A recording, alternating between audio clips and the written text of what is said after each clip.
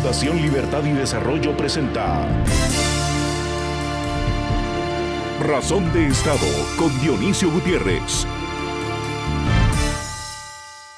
Hablando de la dignidad humana, hace algunos años un querido maestro hacía referencia a la metáfora de un faisán que, herido de muerte, sigue batiendo las alas.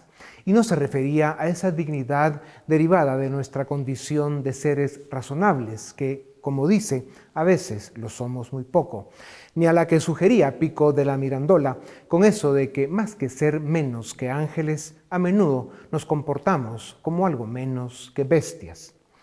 El maestro, que además es humanista, escritor, profesor y empresario, y que se graduó de ser humano hace muchas décadas, la condición más digna de todas, se refiere a la dignidad humana como a esa fuerza que nos permite afrontar atropellos, sonrojos y adversidades, a la dignidad debida más a la voluntad que a la razón.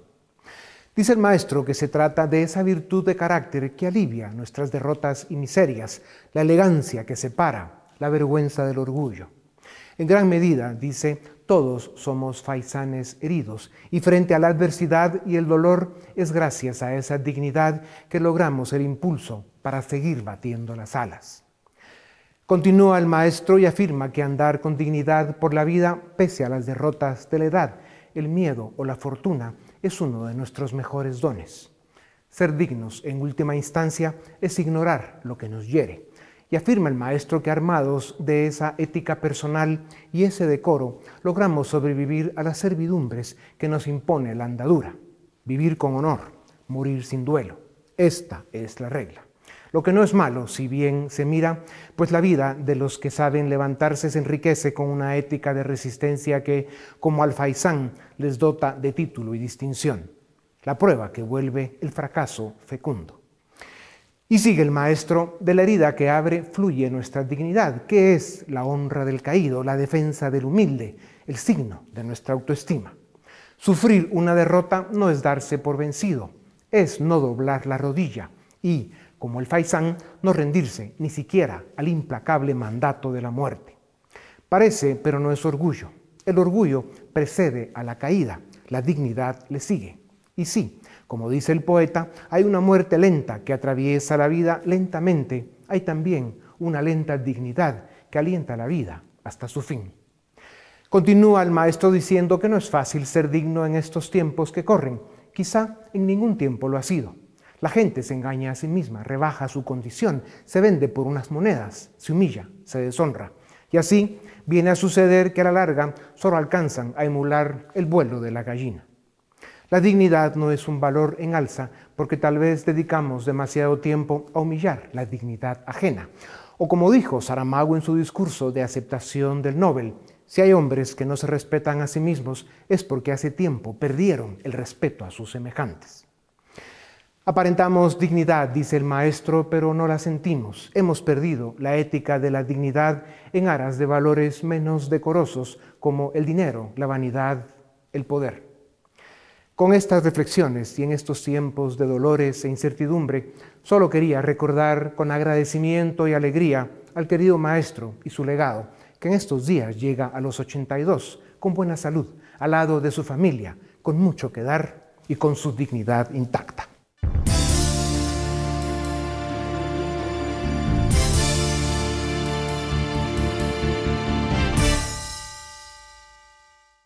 A lo largo de la historia, el trabajo ha sido uno de los pilares de la vida humana. El trabajo en libertad, o sea, con derecho a escoger, ha permitido a las civilizaciones crear los cimientos del mundo moderno y desarrollado. Al mismo tiempo en que los cambios tecnológicos y la competencia global están acabando con industrias y empleos, están apareciendo ocupaciones que antes no existían. Esto trae incertidumbre y temor en el mercado laboral. Esto trae desafíos, pero, sobre todo, oportunidades. Una mayor automatización del trabajo permitirá a los trabajadores realizar tareas de mayor valor y eliminar tareas básicas y repetitivas. Sin duda, esta disrupción afecta a profesiones operativas, legales, contables, administrativas y otras.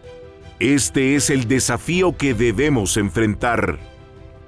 La automatización es ya una realidad, y aunque la gente es pesimista sobre sus efectos, en los salarios de los trabajadores hay datos que nos dan razones para ser optimistas.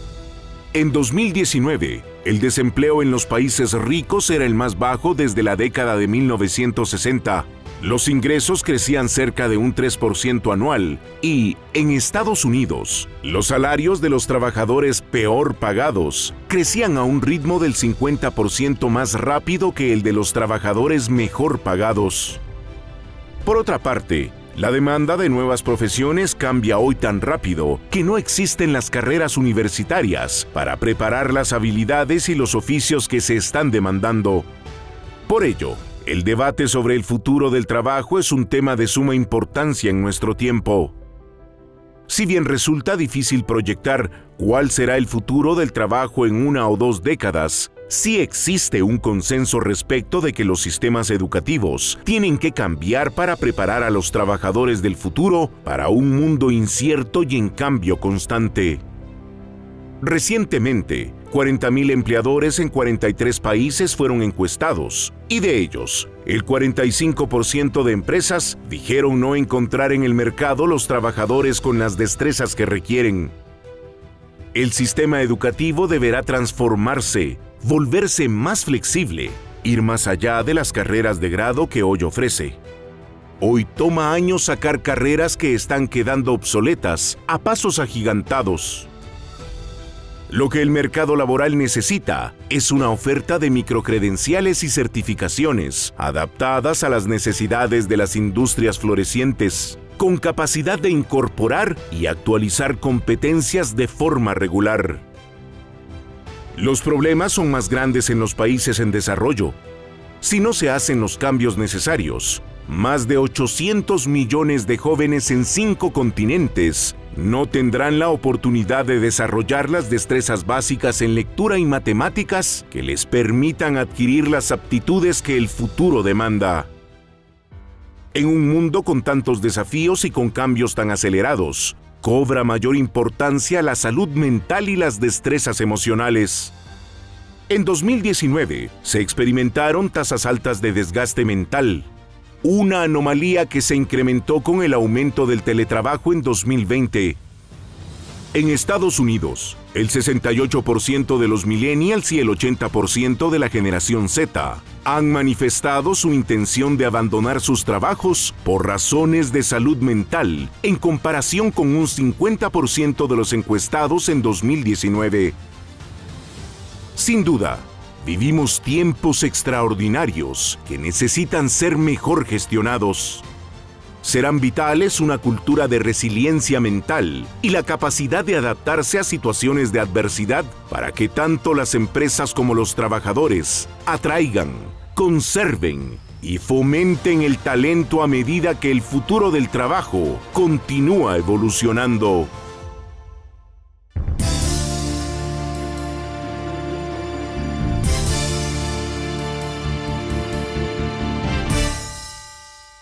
Hay temas en la vida que son determinantes para el diario vivir, para la paz y para la armonía en las sociedades. Uno indispensable es el trabajo, las oportunidades y el ambiente laboral. Por un lado, la fuente de sustento y por el otro, el grado de satisfacción personal que nos da. Lo que nos gusta no es siempre lo que nos toca hacer, pero la vida nos enseña que cuando de salir adelante se trata, los seres humanos tenemos una gran capacidad de adaptación. Para hablar de estos temas, tengo el gusto de presentarles a Alejandro Malamed, conferencista internacional, orador TED, consultor disruptivo y referente sobre temas de actualidad como el futuro del trabajo, el lado humano de la transformación digital y el liderazgo con propósito. Alejandro tiene más de 25 años de experiencia en posiciones ejecutivas en multinacionales importantes, es autor de 7 libros, de numerosos artículos y columnas de opinión, ha hecho programas de especialización y ha sido profesor en universidades de gran prestigio en el mundo. Alejandro, bienvenido a Razón de Estado. Para las personas que han tenido el privilegio de acceder a una universidad, el modelo ha sido que las personas sacan un título o 2 y salían al mercado laboral. La impresión hoy es que esto ya no es suficiente. ¿Cómo deben prepararse las personas para el mundo laboral del futuro, que realmente ya es el presente? Totalmente.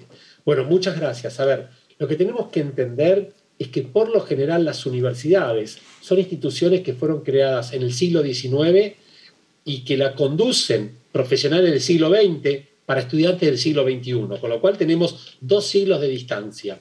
Mi opinión es que tal vez lo que tenemos que empezar a pensar, que en lugar de concentrar en muy poco tiempo tantos años de estudio, lo que habría que hacer es dividir esto, fragmentarlo y en varios momentos de la vida ir recapacitándonos. Un estudio nos dice que si uno está 5 años en la universidad o 4, lo que está estudiando en el último año ya es tan distante de lo que estudió en el primero que lo del primer año quedó obsoleto. ¿Qué significa? Tenemos que estar en una actualización permanente y muy posiblemente accedamos dentro de muy poco tiempo a nuevos modelos educativos que no van a tener nada que ver con lo que hoy estamos observando. Precisamente por eso, Alejandro, la formación y la educación recibida por millones de personas se han quedado obsoletas ante la rápida evolución del mercado laboral debido en gran parte a la era exponencial en la tecnología. ¿Implica esto que se debe regresar a la universidad o alguna institución que ofrezca formación técnica para desarrollar las nuevas habilidades que exige el mundo laboral moderno? ¿Es esto posible o veremos una generación perdida en la transición? A ver, no, yo no creo que veamos una generación perdida, lo que creo es que vamos a acceder por distintos mecanismos a estos espacios de educación. Hoy en día la mayoría de las mejores universidades del mundo ofrecen sus programas en forma gratuita que podemos acceder desde cualquier lugar del mundo.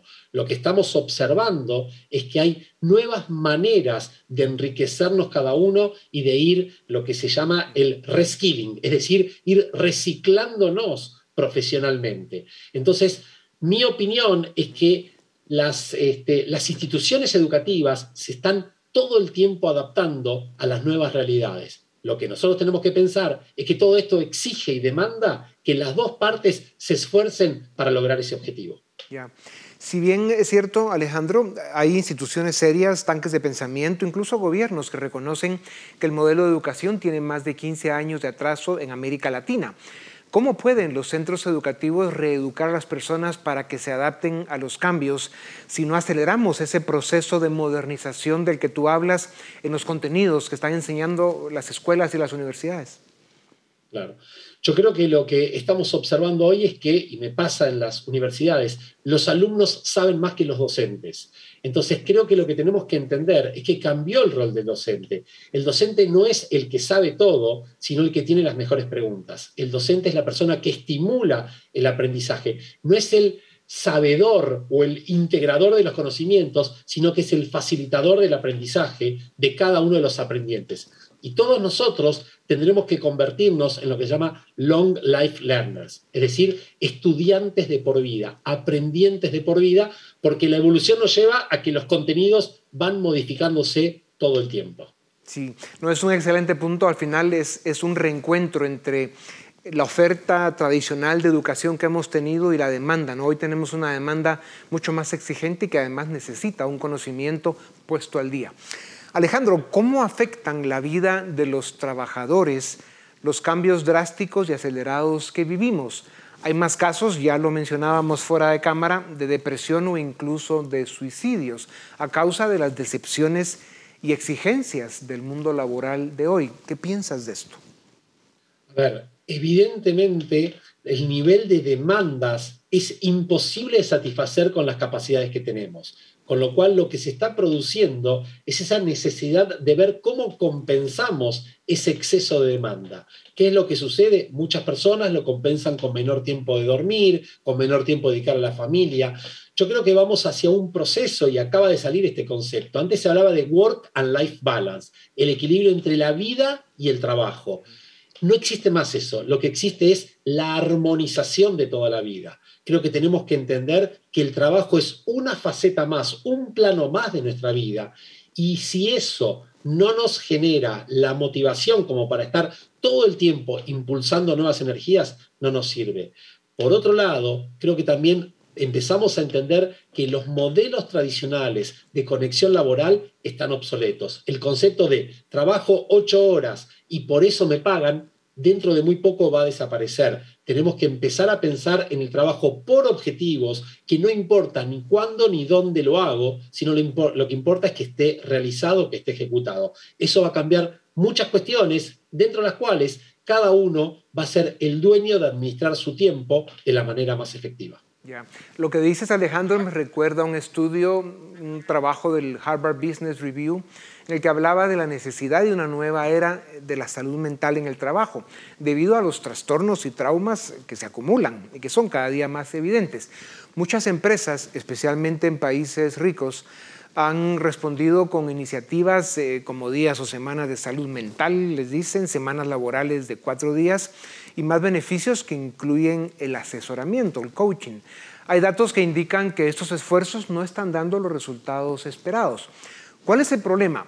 ¿Pasa la especie humana por un momento de desencuentro con el presente que le toca vivir? ¿Cómo se deben enfrentar estos desafíos? Yo creo que hay dos cuestiones acá y es como una confluencia de dos fenómenos. Primero, lo que veníamos arrastrando, y esto se potenció con el COVID-19. Entonces, ¿qué es lo que está sucediendo? Ninguno de nosotros estaba preparado mentalmente para enfrentar este tipo de desafíos. ¿Qué es lo que sucedió? Muchas empresas intentaron brindar remedios que estaban conectados con respuestas antiguas. Entonces, lo que está sucediendo es nueva modelización de cuál es la respuesta que hay que dar a la salud mental y a la salud emocional. Un tema que no es menor es que el concepto de salud mental hasta el año 2019 estaba prácticamente prohibido en las empresas, estaba mal visto. Entonces, ¿qué es lo que estamos visualizando? Estamos visualizando la necesidad de poner sobre la mesa la problemática de la salud mental como parte de la salud integral de cada colaborador. Y es en esta dirección donde vamos a empezar a encontrar las soluciones cuando realmente expongamos los problemas. Mi experiencia en este campo es que la mayoría intenta ocultar. La problemática que sucede es que la salud mental no se puede ocultar. Eso se evidencia en cualquier momento. Un estudio que hicimos en una compañía en toda Latinoamérica sobre ansiedad y depresión demostró que los niveles son alarmantes que se está viendo en este momento en los colaboradores. Y no es la problemática tradicional. La problemática que hoy se está viendo es fundamentalmente en las madres con hijos y en las personas solteros que viven solos, las mayores problemáticas. ¿Por qué? Porque la expectativa era totalmente diferente a lo que hemos vivido en estos últimos 2 años. Ya. ¿Y no crees, Alejandro, que precisamente por eso algunas de las habilidades que se deben desarrollar en el mundo de hoy para adaptarse pues a esta realidad que nos toca vivir tiene mucho que ver con eso que llaman el aprender a conocerse a uno mismo, el desarrollar pues esas habilidades personales, emocionales, humanas que nos pueden hacer personas más fuertes, más resilientes, más capaces de enfrentar pues, los tiempos que nos toca vivir? Uno no escucha de las generaciones a las que les tocó vivir la Primera, la Segunda Guerra Mundial, la depresión económica o la peste que mató entre 50 y 100 millones de seres humanos.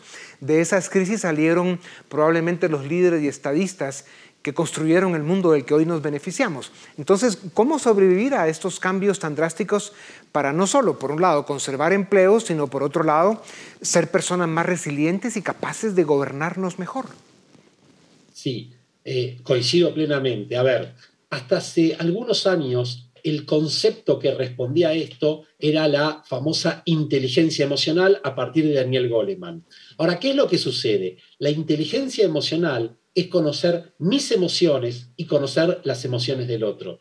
La teoría que supera a la inteligencia emocional se denomina la agilidad emocional. ¿En qué se distinguen? Yo puedo conocer mis emociones y las emociones del otro y manipular a la otra persona y llevarla por el mal camino. La agilidad emocional es reconocer estas emociones propias, las emociones de los otros, tratar de acompañar lo que sucede con las emociones, pero fundamentalmente la actitud, el comportamiento, basarlo en valores. Para mí, lo que va a marcar el cambio de época es cuando todos aquellos que tienen la responsabilidad de liderar familias, empresas, comunidades, países tengan por sobre todo los valores en los cuales se fundamenten las decisiones y otra palabra que emerge y que es la que sintetiza todo esto, el sentido de propósito. El propósito es para qué estamos en el mundo. Y algo que se ha visualizado es que mucha gente, a partir de estos 2 años y las experiencias que tuvimos, se está replanteando dónde trabajar, para qué trabajar, cómo trabajar y con quién trabajar. Por eso se da un fenómeno denominado la gran renuncia que cambió totalmente los esquemas tradicionales. Claro. Otra dimensión de esto que nos toca vivir y que tiene mucho que ver con todo este drama emocional, que es un factor al que hay que poner atención, para aquellos trabajadores que se están quedando o se quedarán sin empleo por la revolución tecnológica. Yo veo esto de la gran renuncia que estamos viendo en países como Estados Unidos. Este es un capítulo muy temporal. Lo más probable es de que eso cambie y muy pronto, pero en todo caso, ¿qué deben hacer para reinventarse las personas? ¿Es posible? ¿Qué y cuánto tiempo tomaría? Está muy bien. Este concepto, hay un profesor que se llama Joseph Youn, que lo denomina la angustia de los robots. La angustia de los robots es esa sensación que tenemos todos, que en algún momento viene el robot y se lleva mi trabajo. La respuesta que él brinda es que hay nuevas alfabetizaciones que todos tenemos que tener. Primero habla de la alfabetización tecnológica, en segunda instancia de la alfabetización en datos y tercero, la alfabetización humana. ¿Qué significa? Tenemos que incorporar las 3 dimensiones para ser competitivos en el mundo en el cual nos estamos nosotros desarrollando. Y en ese sentido hay múltiples opciones. Técnicamente se habla del upskilling, reskilling y outskilling. Upskilling es mejorar lo que tenemos, reskilling es reciclaje profesional y outskilling es el grado máximo de responsabilidad social corporativa donde las empresas, sabiendo que hay personas que no pueden reinsertarse dentro de la propia organización, las entrenan, las capacitan para ser útiles en la sociedad. Ahí gana la persona, gana la empresa, gana la sociedad. Tremenda reflexión, Alejandro. La pandemia nos llevó a jornadas laborales más flexibles. Hubo gente que trabajó menos y otros más.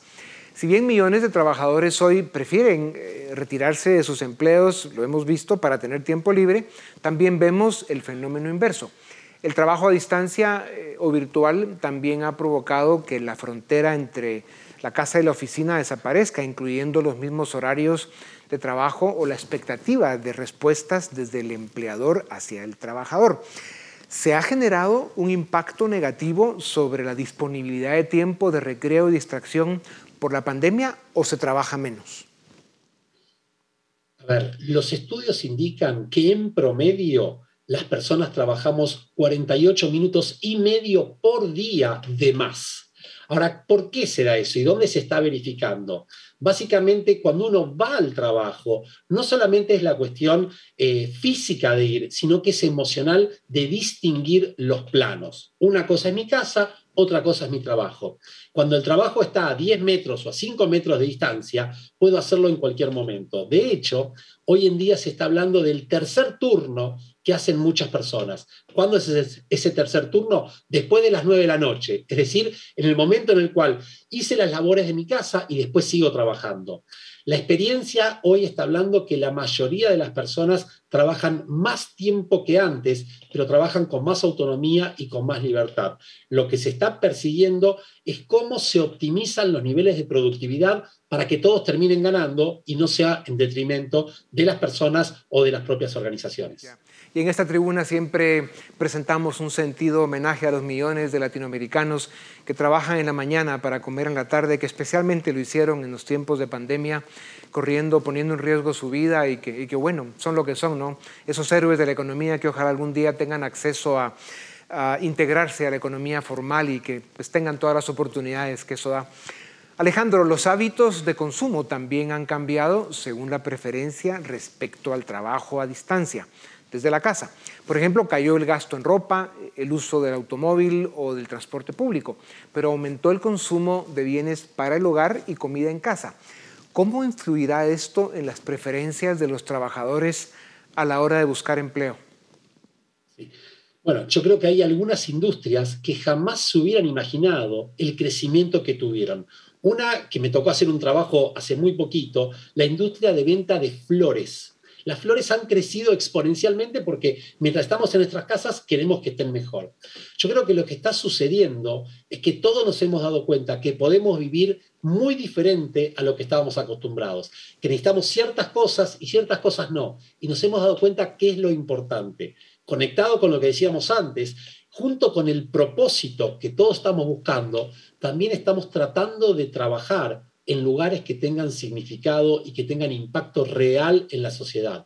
Hay todo un concepto que tiene que ver con lo que se llama economía al kilómetro cero, donde se intenta impulsar las industrias locales, todo lo que es la utilización de la ropa y la reutilización. Entonces, es como la ecología aplicada a cada uno de los ámbitos. Aquellos que tienen más oportunidades, cada vez más están buscando trabajar en este tipo de industrias, en este tipo de empresas. Alejandro, así como la demanda laboral está en proceso de transformación, también lo está la oferta, ya lo decíamos. La pandemia llevó a millones de personas en países desarrollados a concluir que existen otras variables importantes en su vida, como la disponibilidad de tiempo libre, como ya lo mencionábamos también, la flexibilidad de horarios o la posibilidad de realizar el trabajo a distancia o desde casa. Estamos viendo que hoy, a diferencia de 2019, más profesionales y trabajadores prefieren abandonar buenas oportunidades laborales porque desean potenciar esas otras variables subjetivas. ¿Cómo cambiará esto el mundo? ¿Implica esto que el trabajador hoy tendrá más peso en definir las condiciones de su contratación o esto lo determinará el mercado? A ver, mi opinión es que cada vez más aquellos que pueden elegir, y está muy bien hacer esta distinción entre los que tienen la oportunidad de elegir, cada vez más están orientados a lo que se denomina la economía de la experiencia. Más que el tener, lo que la gente está buscando es el disfrutar.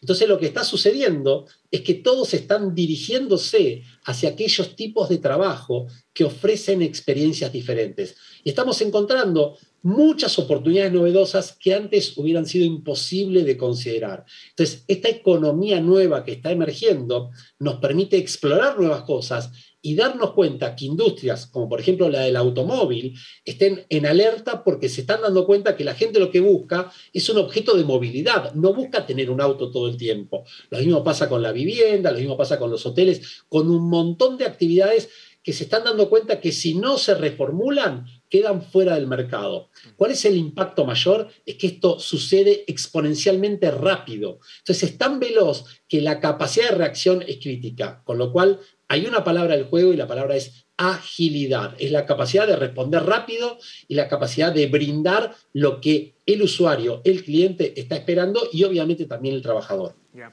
Hablando de eficiencia y productividad, una broma que resulta ser verdad es que el encierro nos hizo darnos cuenta de lo ineficientes que son una gran cantidad de reuniones y cómo se desperdicia el tiempo, no solo en desplazamientos, sino en agendas que tienen demasiados puntos que lo desperdician. ¿Tenemos hoy más conciencia de la ineficiencia en el uso del tiempo? Lo que estoy observando es, hay conciencia pero todavía no está resuelto. Entonces, lo que está sucediendo es que por lo menos observamos el fenómeno y nos damos cuenta lo innecesario que son un montón de momentos de conexión. Quiero transmitir, hay un profesor que se llama Thomas Malone del MIT, que él tiene una idea. Y él lo que dice es, la próxima revolución no va a ser tecnológica, sino la forma como colaboramos. Tal vez la respuesta sea el metaverso, tal vez la respuesta sea la realidad virtual, no sabemos qué, pero seguramente todos vamos a interactuar y colaborar de una manera que hoy ni siquiera tenemos la capacidad de imaginarnos. Ahí está el verdadero cambio. Yeah. Y esto nos trae, Alejandro, un tema que ya mencionábamos hace un rato. ¿Qué nos dice de las generaciones de hoy que parecen aguantar menos que las de antes? En 2019 ya se reportaban tasas altas de desgaste y cansancio entre jóvenes. El 68% de millennials y el 81% de esa generación Z manifestaron haber renunciado a sus trabajos por razones de salud mental. ¿Está la especie humana en un ciclo de decadencia? El mundo de hoy exige hacer más, no menos, y para comer hay que trabajar. ¿Cuál es tu análisis sobre este ciclo que estamos pasando que sin duda alguna es disruptivo y a veces preocupa? A ver, lo que yo considero es que las nuevas generaciones, los que son nativos digitales, millennials y centennials, lo que se está visualizando es que ellos se criaron a un clic de distancia de cualquier cosa. Y ese clic de distancia de tener o conocer a alguien o conectarse con cualquier lugar del mundo los hace actuar de una manera diferente. Entonces, ¿qué es lo que pasa? Nos estamos acostumbrados a hablar de años de experiencia. Las nuevas generaciones hablan de experiencias en esos años. Entonces, creo que este concepto de la economía de la experiencia se lleva a cada uno de los ámbitos y esta intranquilidad que tienen por estar demasiado tiempo en algún lugar es lo que se visualiza cuando postean en cualquier red social y si al minuto no recibieron likes, se ponen nerviosos. Bueno, claro. Esto se lleva a todos los ámbitos y en el trabajo se está visualizando, generando una revolución enorme en la agilidad y movilidad que tienen que tener las empresas para poder fidelizar a sus colaboradores más talentosos. Ya. Claro, de lo que tú hablas es que tenemos un problema de expectativas, ¿no? Ese tema del clic y la velocidad a la que vivimos, pues ha generado expectativas que están acá, pero la realidad está acá y lo que hay en medio es frustración. Alejandro, para terminar, a los valores hoy les llaman habilidades blandas, como la honradez, el trabajo en equipo, la cooperación, la comunicación, el sacrificio, el compromiso, la excelencia. Sin importar cómo les llamen, ¿por qué es y será vital rescatar estas virtudes si queremos construir un mundo mejor? A ver, bienvenido que suceda esto, primer punto, y en segunda instancia porque nos hemos dado cuenta que uno puede ser teóricamente muy exitoso, pero cuando no está basado en esos valores fundantes, eso es de corto plazo. Yo creo que esto empezó tal vez a nivel corporativo y global con el caso Enron, pero después hemos tenido numerosos casos que mucha gente que logra teóricamente mucho éxito, todo el dinero que gana solamente le sirve para poder pagarle a los abogados para no ir preso. Entonces, ¿qué es lo que está sucediendo? Creo que hay como una nueva ética que se está poniendo en juego. Bienvenida esta, y me parece que esto está conectado también con el propósito. Entonces, también lo que se está visualizando es que hacer el bien hace bien, y esto hace que todos actuemos de una manera diferente. Clarísimo. Lo que queda claro es que si queremos de verdad construir un mundo mejor, tendremos que revisar el ejemplo, el legado de valores que nos dejaron generaciones anteriores, en especial, como ya decía, las que vivieron las dos grandes guerras mundiales, la peste del 17 y la Gran Depresión económica. Aquellos años y aquellos dolores produjeron grandes líderes y estadistas que construyeron el mundo del que las generaciones de hoy tanto nos hemos beneficiado, y el que tantos se dicen a sí mismos dirigentes, lamentablemente insisten en destruir. Las tareas pendientes son extraordinarias, no queda otra que seguir trabajando. Qué bueno para el mundo que te tenga a ti, Alejandro, con tu conocimiento y tus reflexiones que sin duda alguna, como lo has demostrado hoy una vez más, son esenciales. Aportas algo que es muy importante para el mundo. Gracias por tu tiempo. A ustedes también gracias. Esto es Razón de Estado.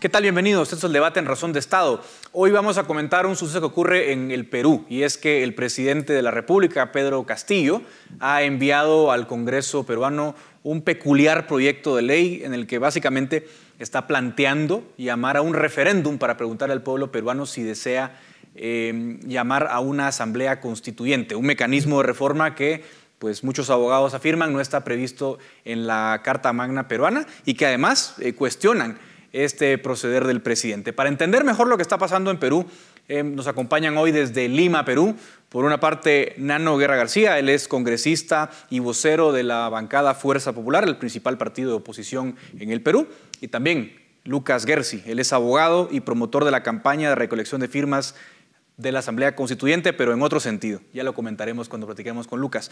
Lucas, entro contigo directamente, y es que muchos abogados cuestionan la legalidad de esta petición del presidente, este proyecto de ley. Entiendo que en el Perú el mecanismo de reforma que establece la Constitución es que el Congreso, en todo caso, aprueba la reforma y luego somete un referéndum, o bien que en 2 legislaturas consecutivas se aprueba la reforma, pero en ninguna parte aparece ni el mecanismo de referéndum previo, ni tampoco la idea de una constituyente.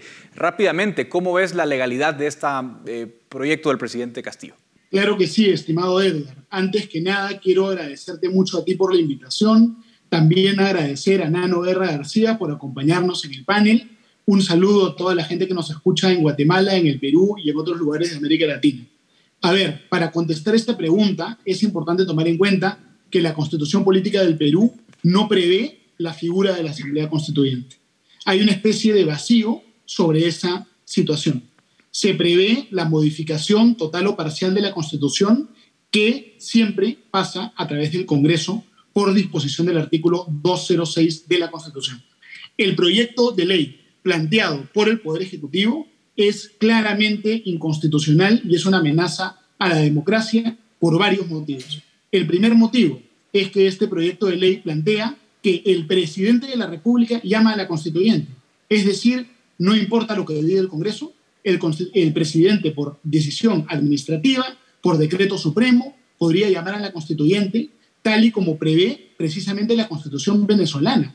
Y eso ya ha sido cuestionado por la OEA, ya ha sido cuestionado por un organismo internacional llamado la Comisión de Venecia, ¿no es cierto? Entonces, el proyecto que se está planteando básicamente quiere incorporar dentro de la Constitución Política del Perú un botón de autodestrucción, que el presidente, por iniciativa propia, ya dé inicio a un proceso constituyente, y eso es peligroso y antidemocrático.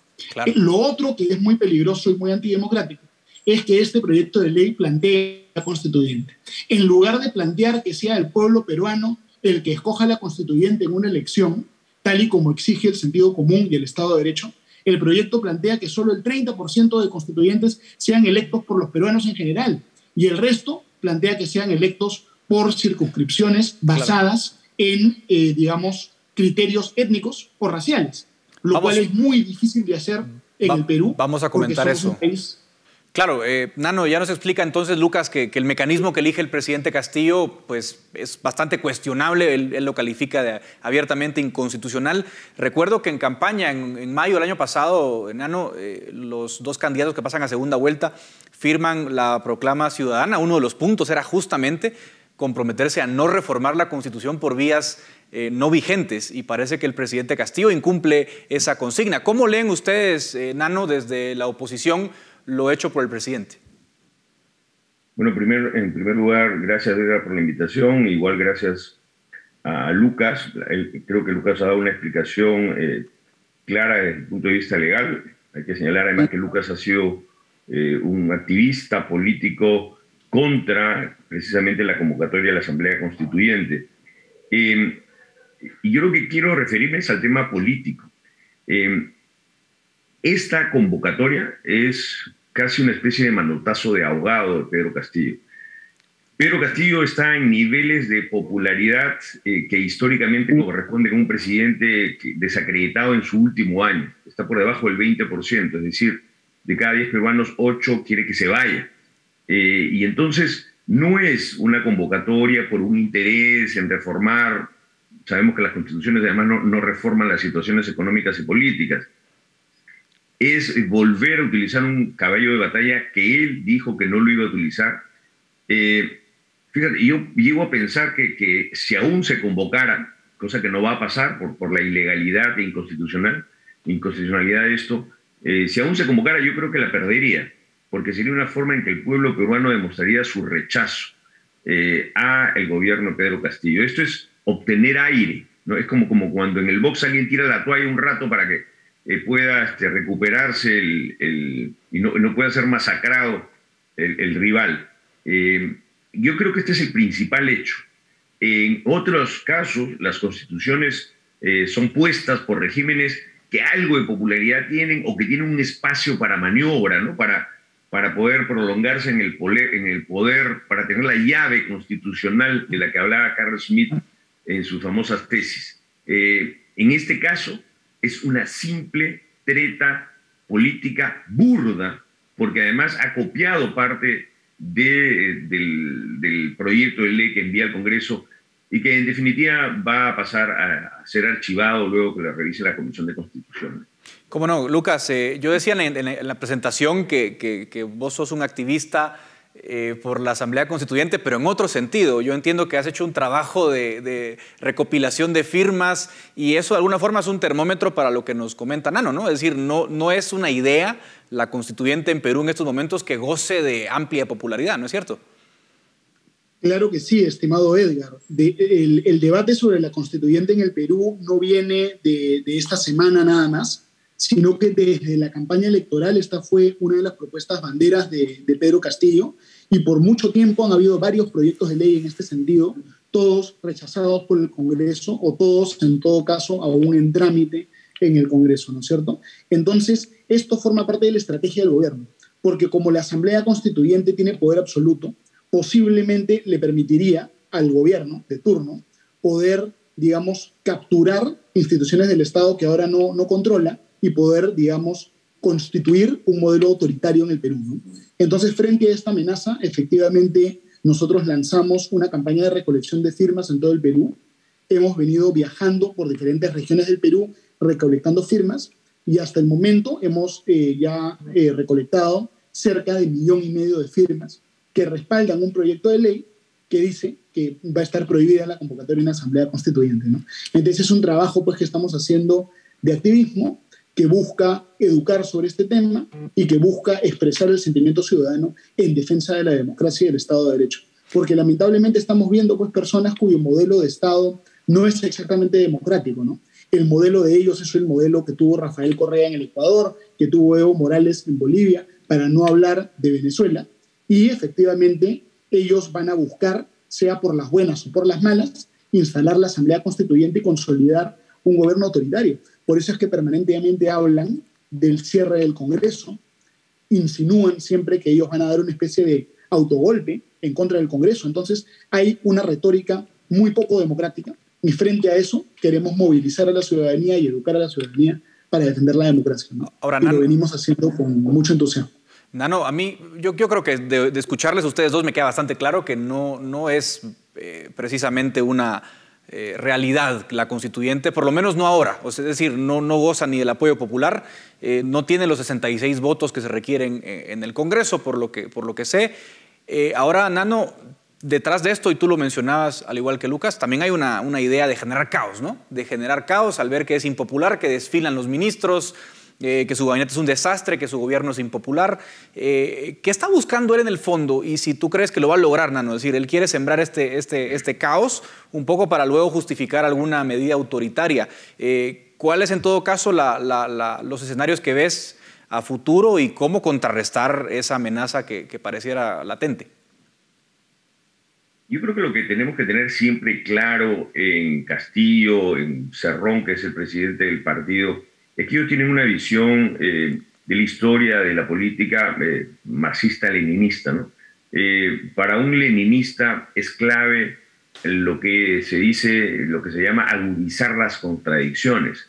A ellos no les importa cómo está la economía. Al contrario, mientras peor esté la economía, ellos van a decir que culpa de todo esto la tiene el modelo de la Constitución, el modelo neoliberal, que es un discurso que compran cada vez menos la gente, pero que de todas maneras tiene un calado. Entonces, en este agudizar las contradicciones, ellos van a querer ir avanzando en el mismo modelo leninista, que es el modelo de acabemos, ¿no? Para Lenin era acabemos con la Duma, con el Parlamento ruso y pongamos una asamblea y démosle todo el poder a los soviets. De alguna manera, este pensamiento se traduce ya pues, en un socialismo bolivariano que mira y dice, Evo lo hizo, Correa lo hizo, como ha dicho Lucas, Venezuela lo hizo, pues hagámoslo, mintamos, creamos el caos y después llamemos, entre comillas, al orden y quedémonos para siempre.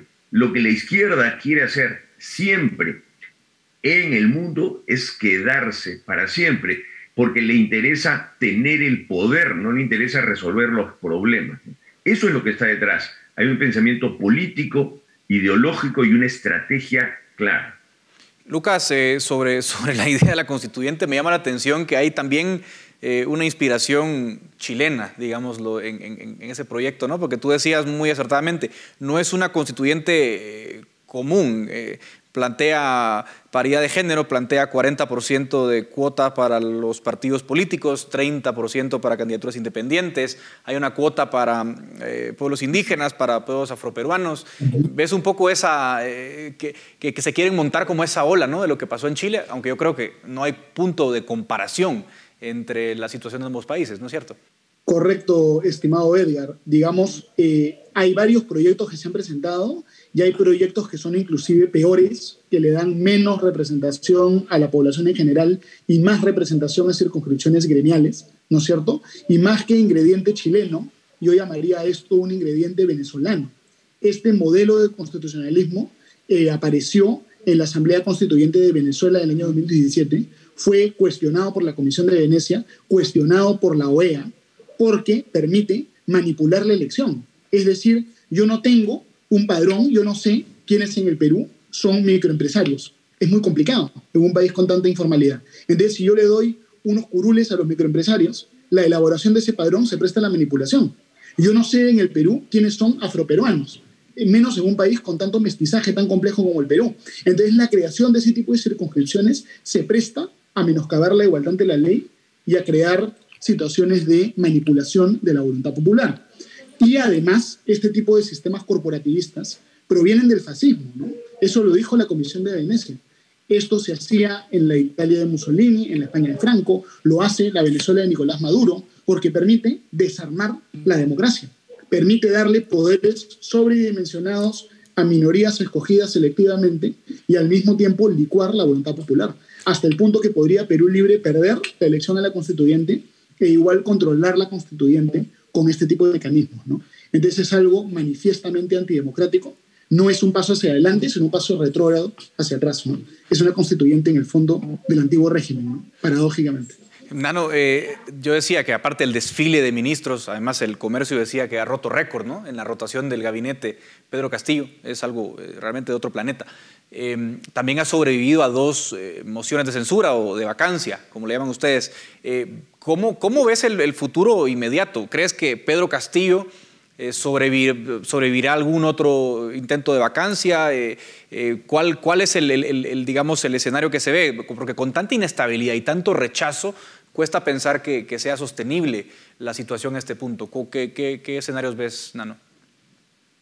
Sí, yo creo que con esta maniobra y con este intento populista va a crecer aún más la oposición a Pedro Castillo, no solamente a nivel de rechazo popular o ciudadano, sino que también a nivel partidario. Es decir, yo he conversado el día de ayer, por ejemplo, con otras bancadas parlamentarias en el Congreso, me decían, bueno, este señor ya está cruzando los límites. La mayoría de las bancadas no quieren un cambio de constitución, inclusive bancadas que podríamos decir que en algún momento, si no han estado afines, han estado un poco cercanos a Perú Libre. Entonces, yo creo que para Castillo esto ha sido cruzar un Rubicón y esto va a aumentarse con la presión social. Y la presión social proviene fundamentalmente del mal manejo económico que se está haciendo. La crisis económica que tenemos va creciendo, la inflación va creciendo, las proyecciones de crecimiento van creciendo. Solamente el anuncio del presidente ha hecho que el dólar suba en una economía golpeada, en una economía donde el agro no tiene para fertilizantes, donde los precios de los combustibles han disparado. Entonces yo creo que será una de dos o una mezcla de dos, de una nueva vacancia que espero que pueda ser mejor fundamentada, bien pensada y hecha en conjunto por la oposición, con una gran presión de la calle. Yo me inclino a pensar que muy probablemente Castillo tenga que salir y tenga que huir por presión de la calle. Muchas gracias a Lucas Gersi y a Nano Guerra García por ayudarnos a entender lo que pasa en Perú. Ellos estuvieron desde Lima. Sin duda, el desgobierno de Pedro Castillo pues, nos preocupa a todos en la región y estaremos pendientes a lo que pueda pasar en un futuro cercano. Así que a ustedes muchas gracias también por habernos acompañado en este espacio. Nos vemos la próxima semana.